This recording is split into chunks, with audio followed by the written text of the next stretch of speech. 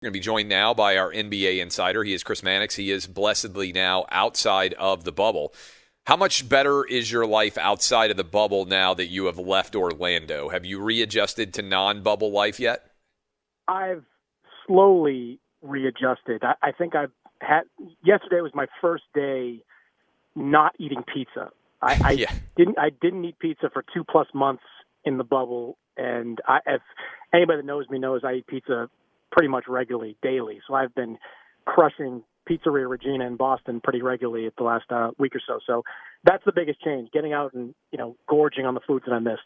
Did you lose weight in the bubble, or did you pretty much stay the exact same? No, I kind of wrote about this a little bit too. I thought I would because of the lack of pizza, but the NBA in the media room has this perpetually refilling snack table. And I had about 900, little chocolate bars, crackle bars, and dozens of Mickey's ice cream sandwiches. So whatever I gained in terms of lack of calories in the pizza, I lost it all back with the candy. Is this because you're on the Disney campus, is that like the chocolate mouse ears with the vanilla middle, the mouse face, which is one of the most popular things that exists at Disney World? Yeah, and to be honest, that was really the only, sign that you're in Disney. I mean, I've said this to you before, we could have been in Arizona for all I knew. I mean, we didn't see Space Mountain in the background. But you go in that snack room, you open the freezer, it's, Disney ice cream sundaes, Disney Pops, Disney whatever, Mickey this, Mickey that. So Mickey was a big reason I came back unhealthy. We're talking to Chris Mannix. All right, so let's speaking of coming back unhealthy, I think the Clippers franchise has come back wherever they went unhealthy after the way things went. How, contextualizing, as someone who has covered the NBA for a long time, how shocking was that Clipper loss? Not just that they lost the series, but that they lost it giving up a 3-1 series lead with 3 straight games that they had a double-digit lead in. It was how they lost was extremely shocking because you have one of the best closers in recent playoff history in Kawhi Leonard, who for the last 3+ years has been making big shots and finishing off teams. I mean, last year we saw him do it to Philadelphia. They came back from 0-2 down to beat Milwaukee. I mean, Kawhi is a closer.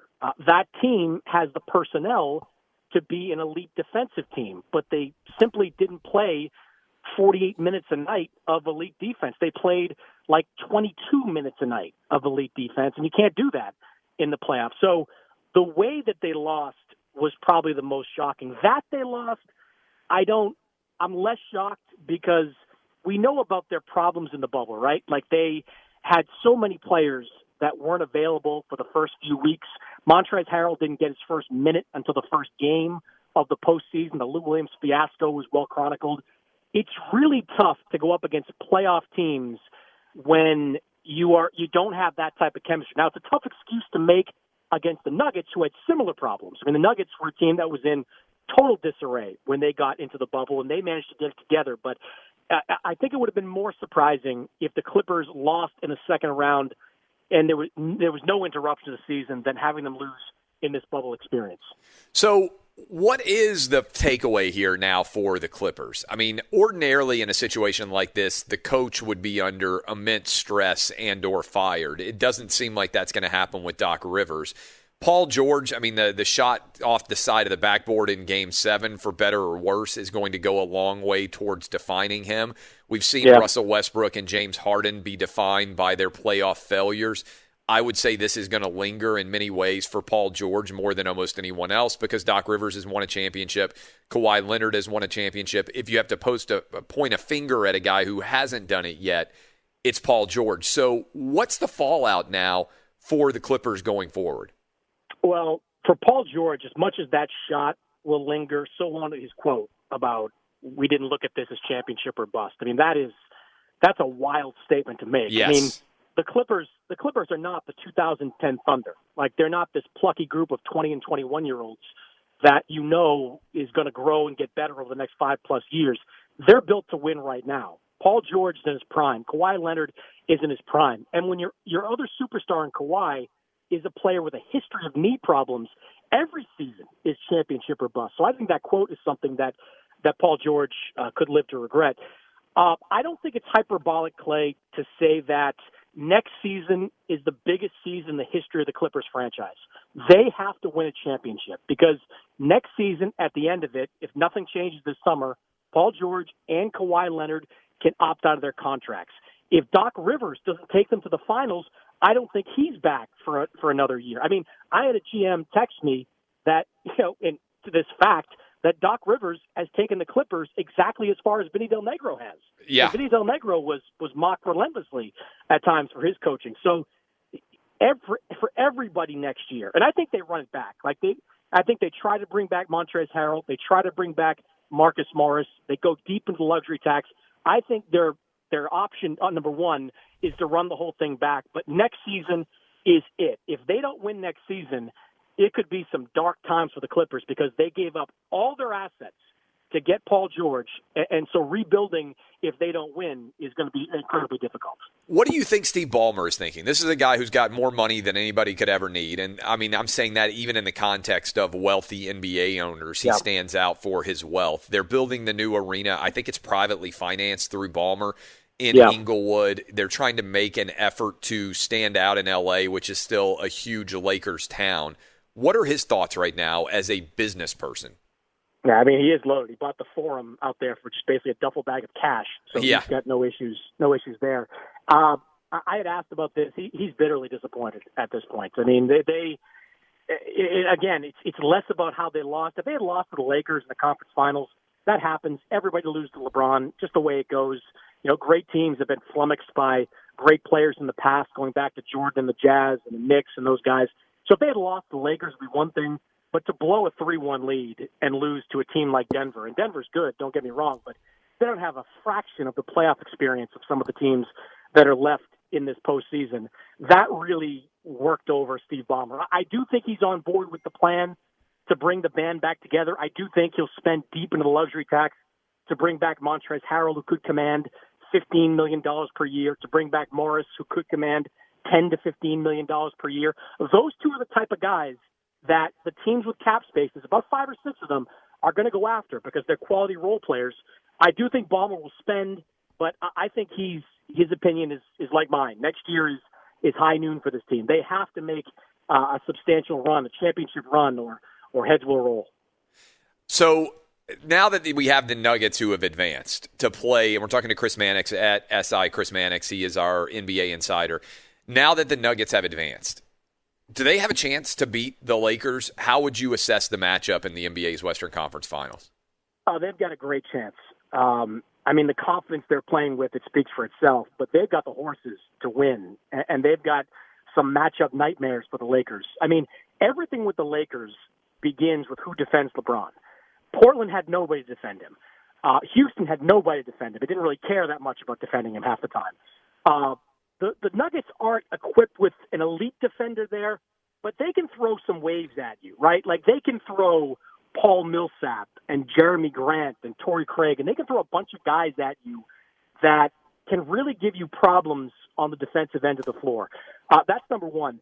Number two, Denver is better equipped than Portland or Houston to defend the three-point line. If you look at the 2 Laker losses, it all came down to poor three-point shooting. Game 1 against Portland, they shot like 16% from 3. Game 1 against Houston, it was like 29% from 3. If you defend the three-point line against the Lakers, you've got a better-than-average shot at going out and beating them. And the Nuggets have guys that can do it. Like, they can defend the three-point line. They've got a great guard that can score in Jamal Murray, but I think those other factors are bigger. They can throw a couple of guys at LeBron and maybe slow him down a little bit, and they can defend that three-point line and take the Lakers' offense out of sorts, going into the series. If the NBA Finals ended up being the Denver Nuggets against the Miami Heat, would Adam Silver wrap himself in chicken cutlets and just walk into a lake in Orlando and let the alligators have him? I think that might be time for the NBA to experiment with like a over-the-top service for the finals. I mean, that's the unmitigated disaster for them, right? Would be at this point, LeBron, they have to get into the finals, and the Celtics, obviously, you're in Boston. Yeah. The Celtics are a legendary franchise. So Lakers Celtics, even if it's not, like the Lakers Celtics of postseason lore, it's East Coast, West Coast. It's probably the most legendary rivalry in all of the NBA. And if you flip that and you end up with Heat going up against the Nuggets, it's like, oh my God, how did that happen?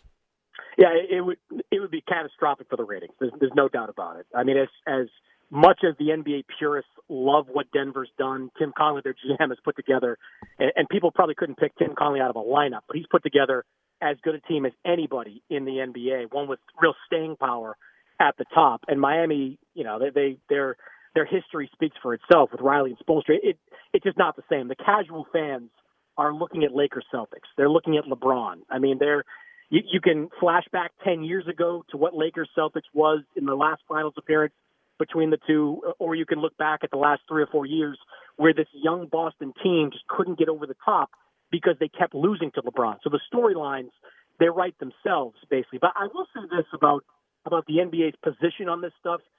Like, in years past and in recent interviews, I've brought this up with Adam Silver. Like, you need stars to succeed. Your super teams, even though they tip the balance of power, they draw big ratings. Golden State draws big ratings. The Cavaliers have drawn big ratings. Silver gets all that, but he craves that NFL style of parity as much as anyone in the league. He wants to see different teams every single year, and if it means a short-term ratings dip to get people to believe that the playoffs are as wide open in the NBA as they are in the NFL, I think he'll take it. He'll take the hit short-term if long-term it means better results. When you look at the Eastern Conference, should whoever wins the Eastern Conference and emerges there, will they be a legit challenger if the Lakers are there? I mean, do you see the Heat? Do you see the Celtics? Do you see them being able to beat the Lakers? Or should the Lakers be, of the final 4 teams left right now, a prohibitive favorite in your mind? More often than not, the team with the best player wins in those situations. I mean, Jordan did it for so many years. It was a little bit different when the Cavaliers played the Warriors because they were so deep. But you can make an argument Kevin Durant was the best player in those series as well. But this is a little bit different because the Lakers fall off a cliff talent-wise when you get past Anthony Davis and LeBron James. And look, that's Anthony Davis and LeBron James are the Anthony Davis and LeBron James. They're great players. You don't need as much.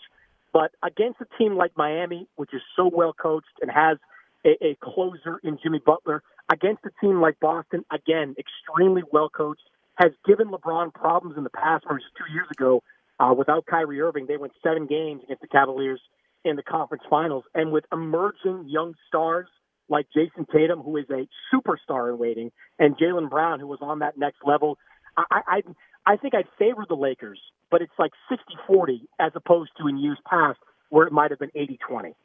All right, last couple of questions, quick ones for you. Have you heard much discussion about scheduling in the NBA Western and Eastern Conference Finals plus the NBA Finals, given that we're in an unprecedented situation where the NFL and college football are going to be going head-to-head with the NBA? Usually the NBA, May, June, doesn't really have competition for these games. Now they've got oodles of competition. How do they handle it? What do they do from a scheduling perspective?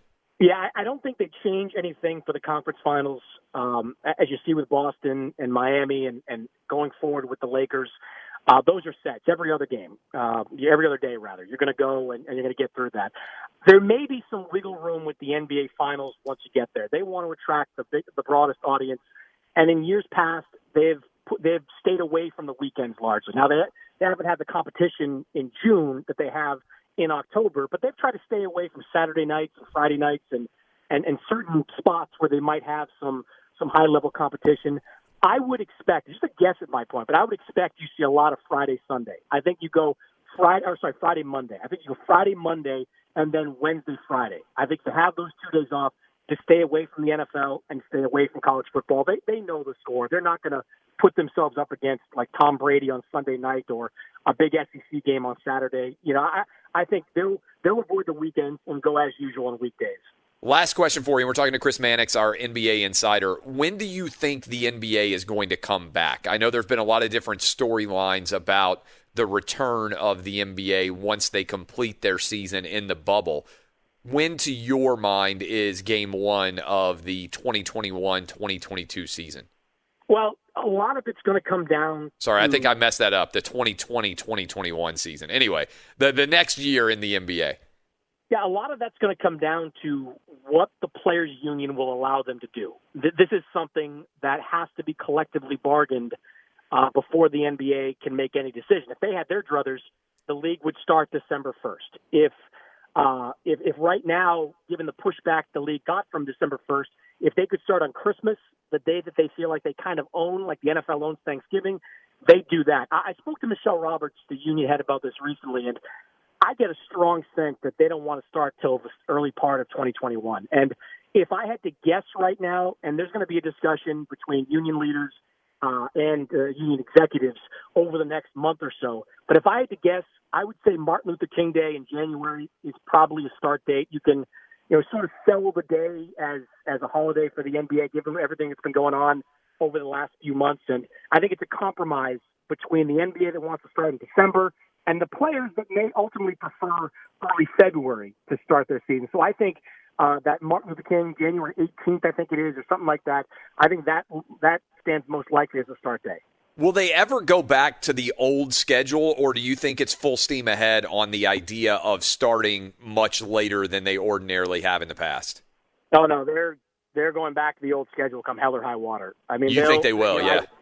Ideally, they get 82 games in, but if it looks impossible to do that, they'll cut the season short. They made that clear to the union. They told, people at the NBA office have said, look, we can start as late as you want, but it's 10%, 20% right off the top. We're not taking a hit because the players want to start later. No matter what, they're going to be done before the Olympics allegedly start. Like, they don't want to compete with the Olympics in July. So if the Olympics kick off on the same schedule they were planning to this past summer, July 25th or something like that, I think it was, the NBA will be done by that. It's nothing to do with, getting players to play in the Olympics. Owners, as you know, couldn't possibly give a damn about, NBA players playing in the Olympics. They think it's, free money for USA Basketball to do that on their dime. They don't want to compete. They don't want their finals going up against, less popular events normally that get huge audiences like swimming and track and things like that. They'll be done by mid-July. Appreciate the time, my man. It's Chris Mannix. He's out of the bubble, but he's still covering the NBA. We'll talk to you next week.